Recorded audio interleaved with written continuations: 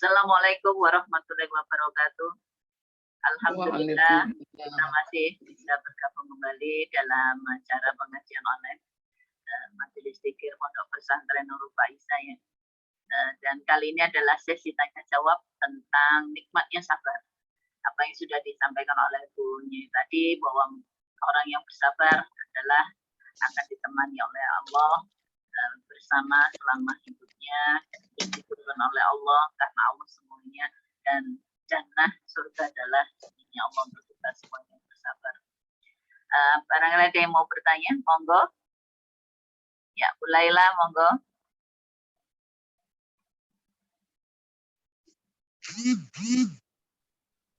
Oh iya. Assalamualaikum warahmatullahi wabarakatuh. Waalaikumsalam warahmatullahi wabarakatuh. Matur nuwun Bu Nyai telah memberikan ilmu tentang sabar, dan memang sabar itu telah banyak terdapat di dalam ayat-ayat Al-Quran, berarti memang itu yang diharuskan untuk kita semua bersabar. Pertanyaan saya yang pertama, tadi Bu Nyai di dalam menyampaikan mau'udhahnya itu ada mohon ridho kepada Allah. Jadi ibadah kita ini diharapkan supaya niatnya itu mohon ridho dari Allah. Berarti ini saya ya, pikiran saya. Berarti kalau kita sholat, ibadah sholat mohon ridho kepada Allah. Kemudian kalau kita baca Quran juga niatnya mohon ridho dari Allah. Apakah setiap kegiatan ibadah kita semua, apa itu sedekah, apa itu sholat atau zakat dan sebagainya, itu yang pertama kali itu memang niatnya harus mohon ridho daripada Allah. Yang pertama, apakah yang dimaksud ridho itu pikiran saya itu ya, apakah mendapatkan izin atau mendapatkan apa begitu? Itu mengenai ridho, sehingga kadang-kadang saya ini bertumpuk-tumpuk pikiran saya mengenai ridho dengan doa, atau dengan niat begitu.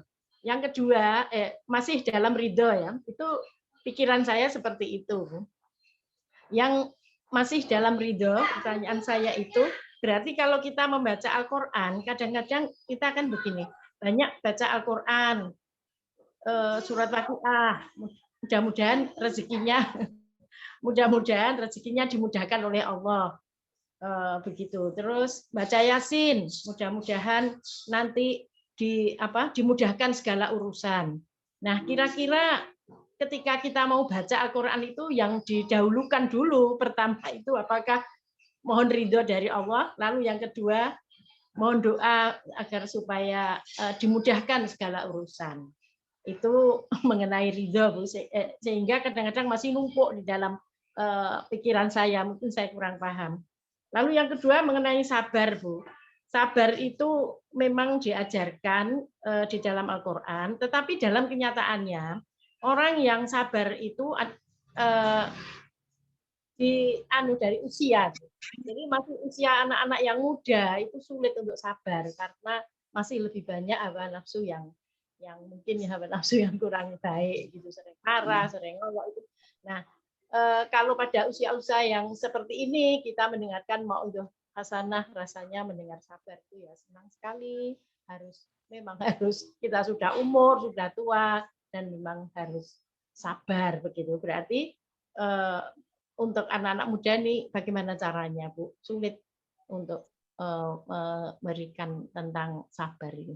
Saya kira itu, Bu. Terima kasih. Wassalamualaikum warahmatullahi wabarakatuh. Waalaikumsalam.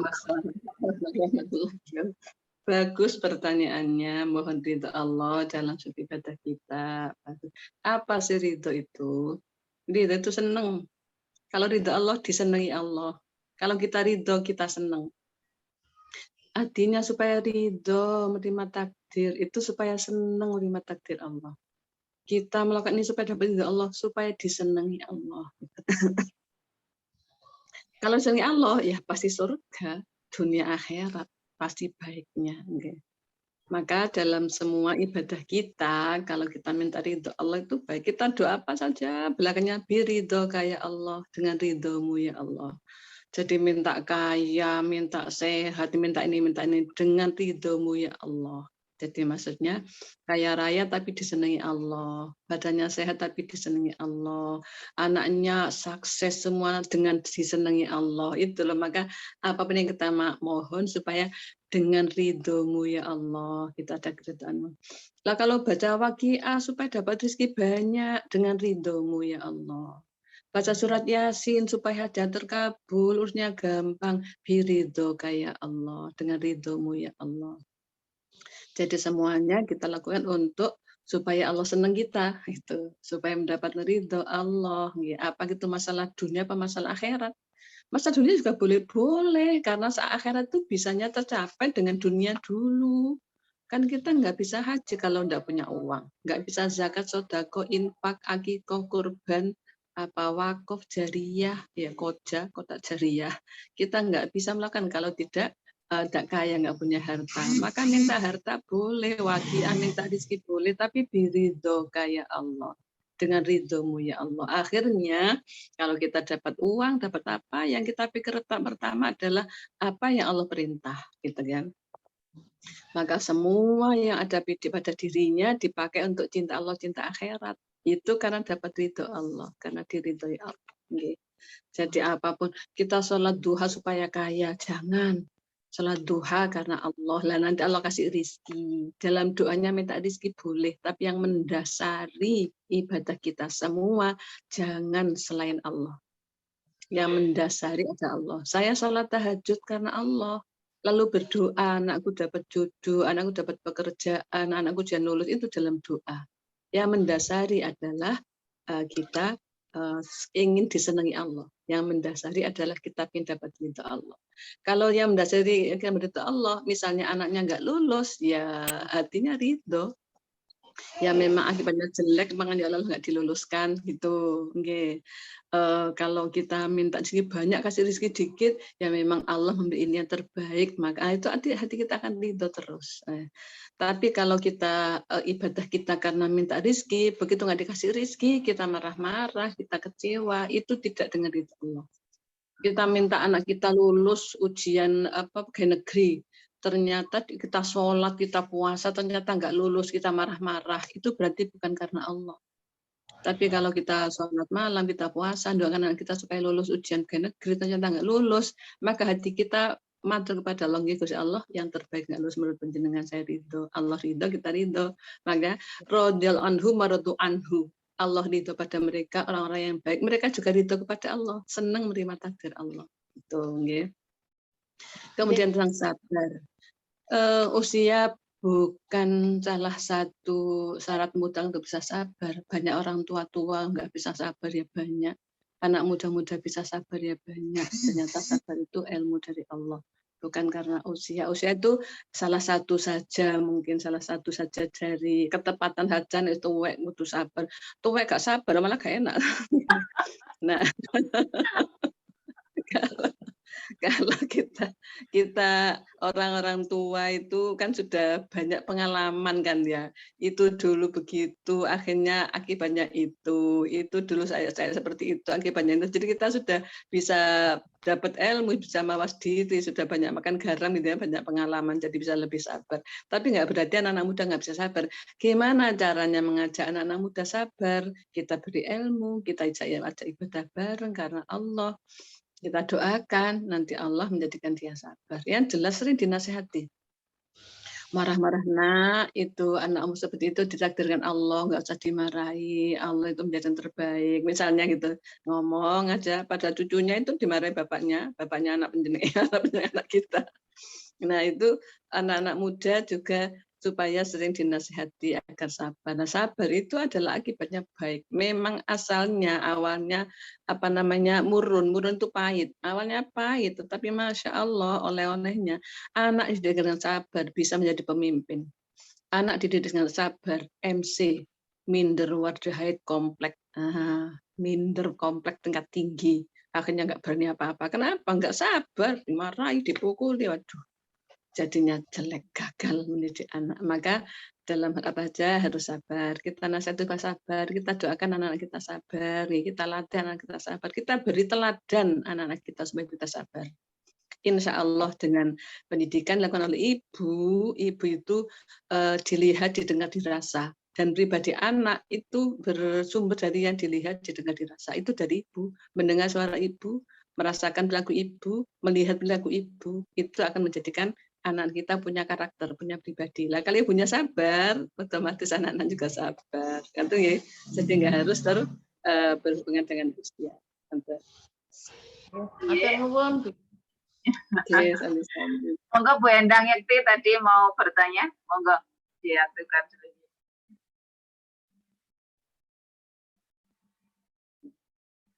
Baik, atur nuwun sangat Bu Esti. Assalamualaikum warahmatullahi wabarakatuh. Waalaikumsalam. Waalaikumsalam. Sebelumnya saya mengaturkan terima kasih yang tak terhingga khususnya untuk Ibu Ustazah Hafi yang sudah selama ini membimbing kami di grup Haji 15 dan juga dari ibu sekalian yang sudah mengirim doa untuk almarhum menantu saya yang meninggal hari Minggu kemarin karena COVID di usia 42 tahun. Yang mudah-mudahan diijabahi Allah SWT. Yang jadi mudah-mudahan ibuku semuanya dalam lindungan Allah diparingi sehat.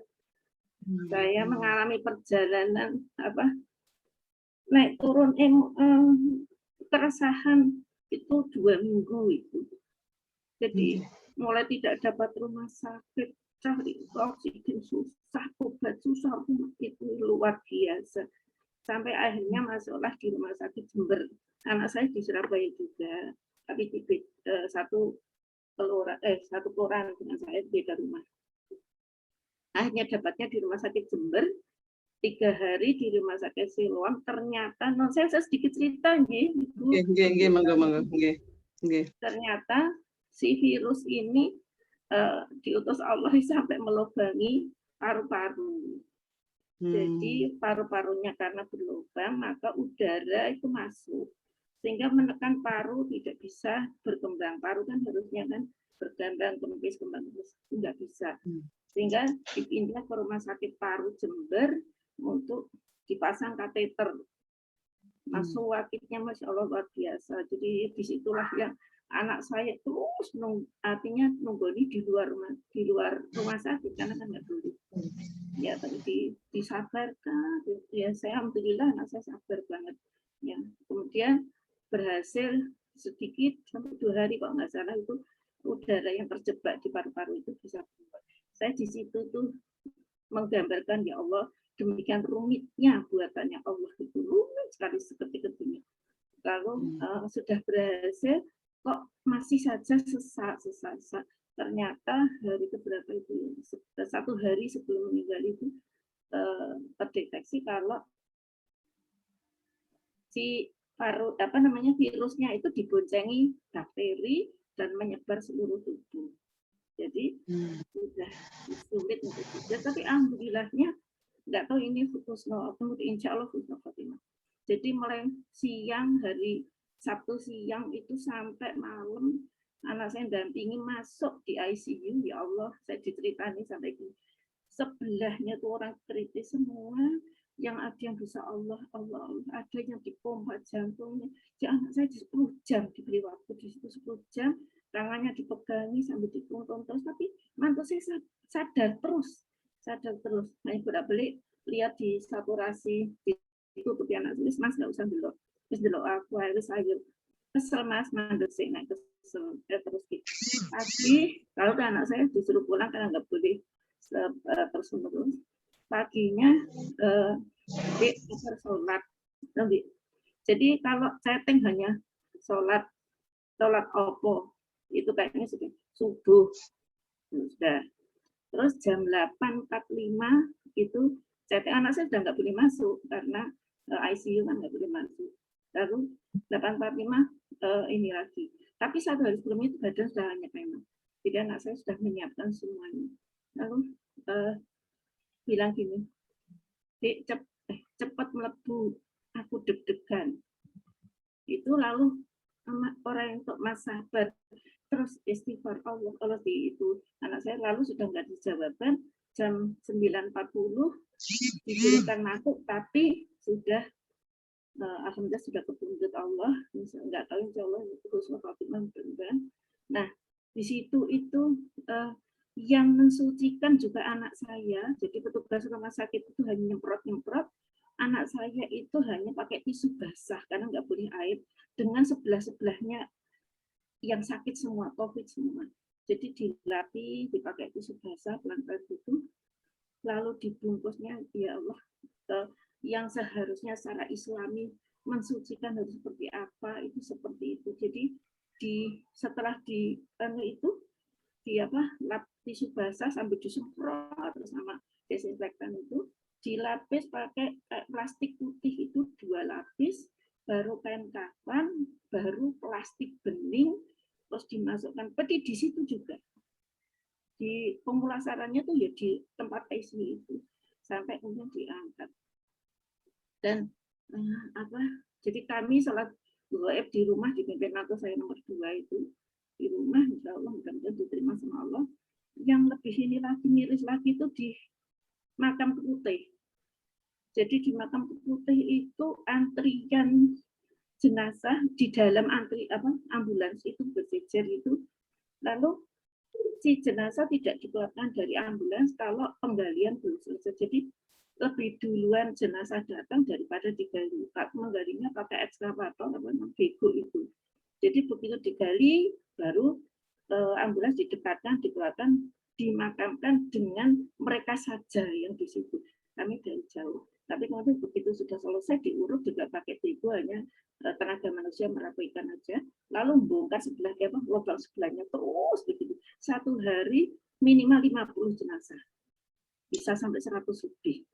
Jadi tidak ada nisan, jadi yang disediakan oleh makam hanya kayu alat kadarnya.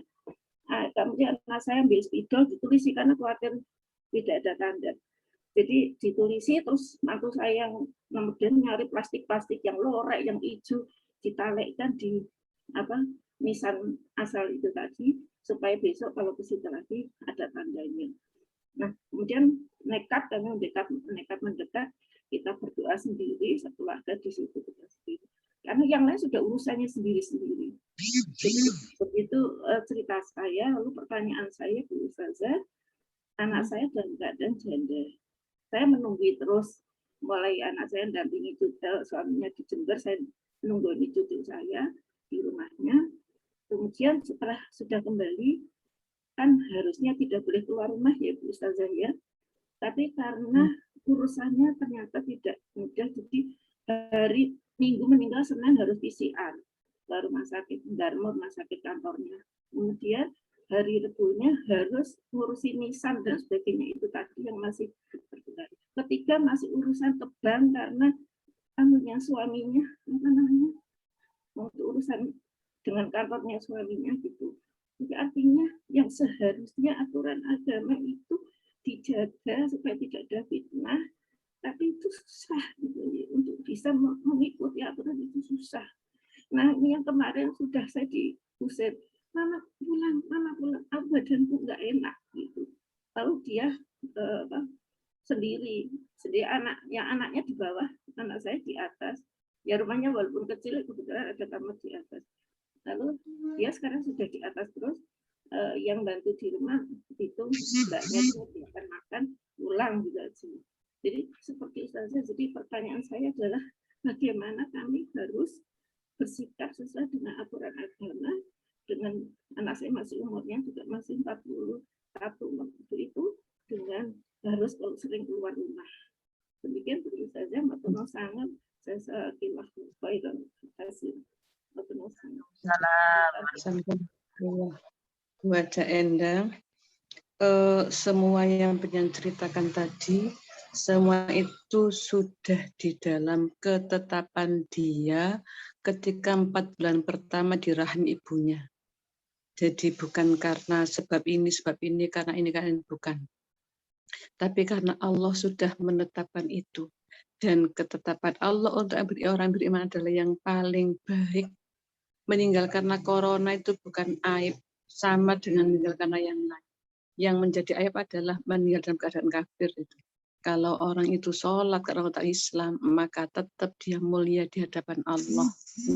Kalau tadi sudah dimandikan, sudah dikafani, kafannya itu plastik dulu, terus dengan kain, lagi sudah memenuhi syarat, sudah nggak ada masalah itu. Maksudnya syariat ada dari syariat sudah nggak ada masalah. Kemudian tentang putra penjenengan yang keluar masuk tadi karena ada urusan-urusan. Dalam Fiqh Nisa disebutkan, menurut Imam Syafi'i, Imam Maliki, bahasanya takhruju fima tajibu. Wanita yang dalam iddah, wanita dalam iddat itu ngusut nih. Wanita ditinggal mati suaminya, dia boleh keluar dalam hal-hal yang wajib.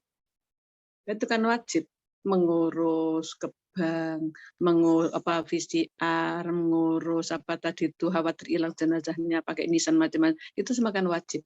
Maka ketika dia keluar melakukan hal yang wajib dibolehkan oleh syariat. Yang nggak boleh adalah tidak wajib dia keluar dengan bersolek lalu menimbulkan fitnah dengan lain jenis, lalu menjadikan dosa dengan lain jenis, itu yang nggak boleh.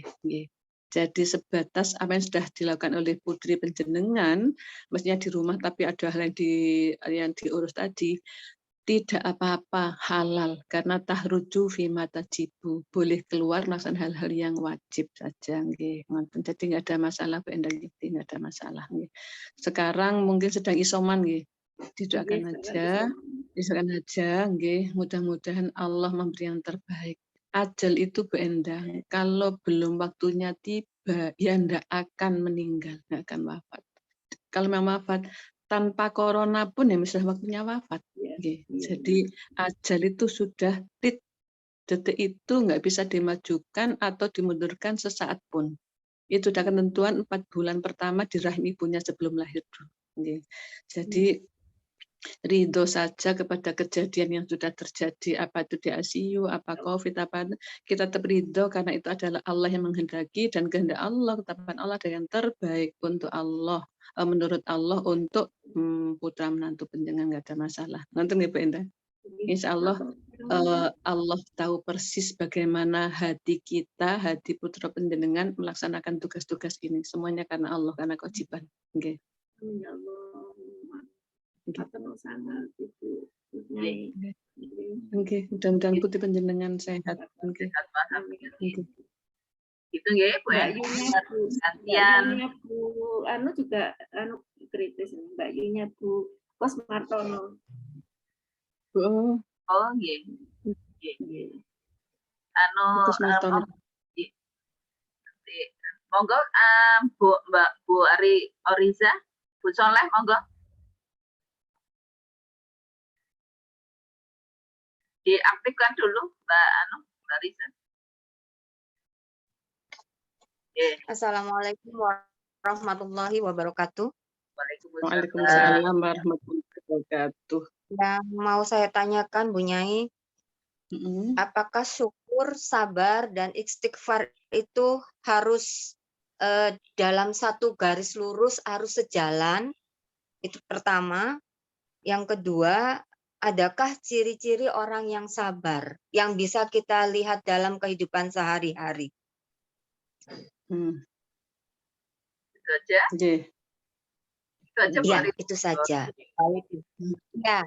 Waalaikumsalam warahmatullahi wabarakatuh. Akhirnya ketemu lagi dengan Bu Soleh ya. Lama nggak jumpa. Syukur, sabar, istighfar itu masing-masing berdiri sendiri-sendiri. Syukur itu berterima kasih atas nikmat Allah yang telah dilimpahkan kepada kita. Syukur itu ada 2. Kalau caranya ada 3. Syukur dengan lisan, dengan hati, dengan perbuatan. Dengan lisan, alhamdulillah, dengan hati merasa cukup, senang dikasih Allah ini, dengan perbuatan menggunakan nikmat itu untuk lebih taat. Nah, ada 2 tadi saya katakan, ada 2 itu ada di badan kita dengan di luar badan. Kalau di badan kita berarti kalau kita kayak sehat, syukurnya gimana? Sholat, puasa, istighfar, ngaji, itu mensyukuri nikmat sehat. Nah, jadi sehat kita gunakan lebih taat pada Allah. Yang di luar diri kita adalah harta kita, anak-anak kita, keluarga kita itu Bagaimana cara syukurnya? Kita pakai untuk lebih taat pada Allah. Kalau harta ya kita sedekah, kita zakat, kita jariyah, kita wakaf, kita akikah, kita kurban, kita jariyah. Lah itu mensyukuri nikmat harta. Okay. Anak-anak kita ajak untuk lebih taat pada Allah, sholat jamaah, kemudian beribadah bersama, melakukan hal-hal kebaikan bersama, itu mensyukuri nikmat, itu syukur. Kalau sabar, tadi sudah kita bahas nih, sabar itu bertahan dalam kebenaran atau meninggalkan mengeluh atau mengadu hanya kepada Allah saja. Itu. Sabar itu tadi saya katakan dalam menjalankan perintah, menjauhi larangan dan terima musibah. Yang biasanya hanya dikonotasikan pada musibah saja. Ya memang kebanyakan seperti itu nggih. Padahal sebenarnya sholat harus sabar, sholat terus sampai akhir hayat gitu nggih. Menjauhi larangan, tidak korupsi, tidak minum minuman keras, tidak zina, itu seumur hidup, itu sabar menjauhi larangan. Sabar menerima musibah. Nah, sabar menerima musibah berarti kita tetap bertahan dalam kebenaran. Ketika musibah ada pada kita, tetap sholat 5 waktu, awal waktu jamaah, tetap malam hari bangun, tetap puasa, nggih. Lalu menerima ujian itu dengan tanpa keluhan. Hanya berserah diri pada Allah. Nah, supaya bisa sabar, maka supaya besar tawakalnya kepada Allah. Sedangkan istighfar itu minta ampun kepada Allah atas kesalahan-kesalahan kita. Wa idza fa'alu fahishatan aw dzalamu anfusahum dzakarullah fastaghfiru lidzunubihim. Orang-orang beriman di surga itu jika mereka melakukan pelanggaran hukum, jika mereka melakukan kesalahan, melakukan dosa, maka segera kembali kepada Allah dan mohon ampun dan beristighfar. Nah itu, jadi istighfar itu karena ingin melebur dosa. Sedangkan sabar tadi adalah karena sabar adalah bertahan dalam kebenaran, tidak mengeluh dan mengadu hanya kepada Allah. Sedangkan ciri-ciri orang yang sabar, nomor 1, tidak pernah mengeluh. Enggak ada keluhan apa saja, tetap dia bisa bisa bersabar, ya bisa menerima, bisa hatinya ridho kepada Allah. Tidak mengeluh. Nomor 2, bersikap tetap baik. Meskipun hatinya marah, tapi ya senyum saja. Maksudnya adalah untuk apa marah? Untuk Allah yang menakdirkan seperti itu. Okay. Tidak pernah marah, tidak mengeluh, lalu tidak dendam, lalu tetap berada dalam kebaikan.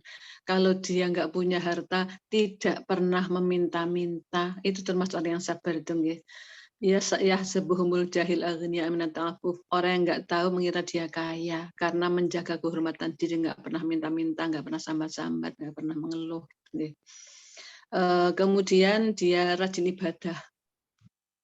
Ciri orang sabar adalah rajin ibadah. Ibadah yang wajib, ibadah yang sunnah sama saja. Okay. Kemudian kalau mendapatkan musibah, dia semakin mendekat kepada Allah. Okay. Itu mungkin buat Rija tanda-tanda ciri-ciri orang yang sabar yang bisa kita lihat. Kalau marah-marah berarti nggak sabar. Bu Rija nggak pernah marah toh? Berarti sabar itu. Oke, ya.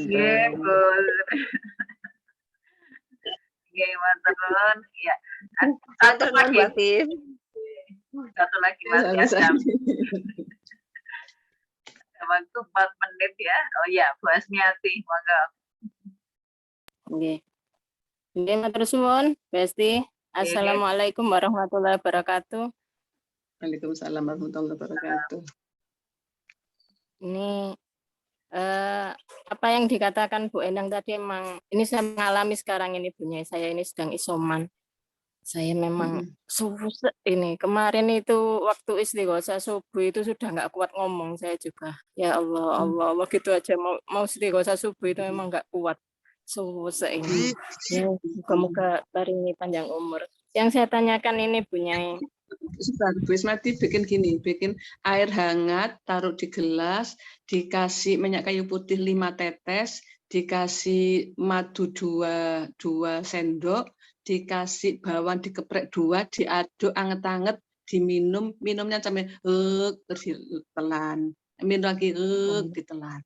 Sehari 3 kali, insya Allah banyak membantu. Okay. Terus tentunya ini yang saya tanyakan Bu Nyai. Pernah ikut kajian itu kalau sabar itu apakah sama halnya dengan sholat Bu Nyai? Maksudnya apakah ada syarat rukunnya juga? Jadi kan kita bisa melakukan sabar kalau kita tahu syarat rukunnya gitu mungkin Bu Nyai. Ya, itu saja yang saya tanyakan Bu Nyai. Nggih, matur suwun sangat. Assalamualaikum warahmatullahi wabarakatuh. Waalaikumsalam. Dalam Quran Allah berfirman, wasta'inu bis-sabri was-shalah. Meminta tolonglah kalian kepada Allah dengan sabar dan sholat. Sabar dengan sholat itu prakteknya sendiri-sendiri. Kalau sholat kan harus syarat rukunnya itu. Kalau sabar tidak harus ada syarat rukun seperti itu. Sabar itu nomor 1 adalah ingat kepada Allah, ingat bahwa itu adalah takdir Allah, itu ketetapan Allah, itu kehendak Allah, itu nomor 1. Nomor 2, pasrah kepada Allah, pasrah kepada Allah, ini dari Allah. Kemudian iman pada takdir, yang pertama tadi ingat pada Allah itu, kemudian pasrah, kemudian ingat pada takdir, ingat pada ini takdir Allah, Allah terbaik untuk saya. Tidak ada, Allah nggak jahat, Allah pasti sayang kepada kita, Allah maha sayang. Kemudian tidak mengadu hanya kepada Allah dan mengadu selain hanya kepada Allah saja. Kemudian banyak zikir maka akan bisa sabar.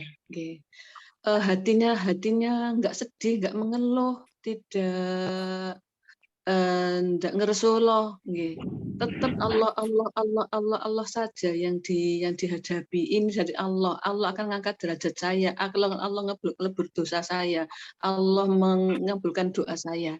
Dan terus doanya terus dipanjatkan. Diberi ujian Allah saking sayangnya Allah. Allah itu kalau senang kepada kaum, idza ahabba bi qaumin ibtalahum yasma'an tadarruhum. Kalau Allah senang pada suatu kaum, Allah beri ujian supaya Allah mendengar permohonannya sungguh-sungguh. Gitu, dorongnya DPDP. Jadi kita kepada Allah, DPDP hanya ingat pada Allah saja, jangan ada keluhan. Kalau ngeluh berarti kita sudah komplain dengan takdir Allah. Kita hanya kepada Allah saja, insya Allah derajat tinggi, dilebur dosa, dikabul doa, banyak doa saja, insya Allah. Tadi air, madu, minyak kayu putih, bawang, airnya anget, diaduk, terus ditelan, 3 kali sehari, insya Allah cepat. Kemarin saya sirot nih sudah negatif, sekeluarga sudah negatif semua, tiap hari bikin itu. Air kayu putih dengan bawang madu, 3 kali sehari. Mudah-mudahan sehat.